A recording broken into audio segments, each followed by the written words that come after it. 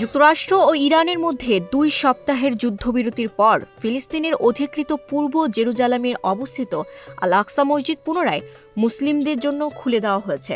শুক্রবার জুম্মার নামাজে সেখানে বিপুল মানুষের উপস্থিতি দেখা যায়।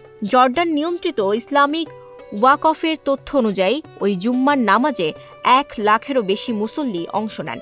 দীর্ঘ সময় পর পবিত্র এই স্থানে নামাজ আদায় করতে পেরে অনেক মুসল্লি আবেগ ও স্বস্তি প্রকাশ করেন। সংঘাত চলাকালে জেরুজালেম ওল্ড সিটির ধর্মীয় গুরুত্বপূর্ণ স্থানগুলো সাময়িকভাবে বন্ধ ছিল।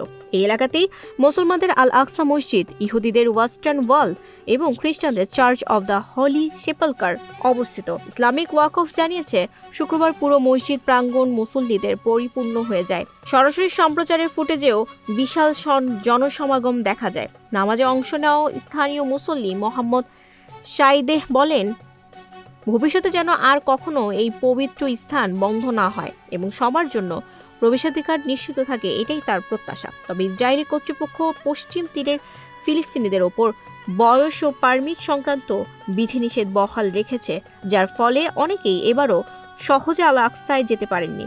সব মিলিয়ে যুদ্ধবিরতির পর আল আকসা মসজিদ খুলে দেওয়া মুসল্লিদের জন্য স্বস্তির বার্তা আনলেও পরিস্থিতি এখনো পুরোপুরি স্বাভাবিক হয়নি। Desk report, news flash 71।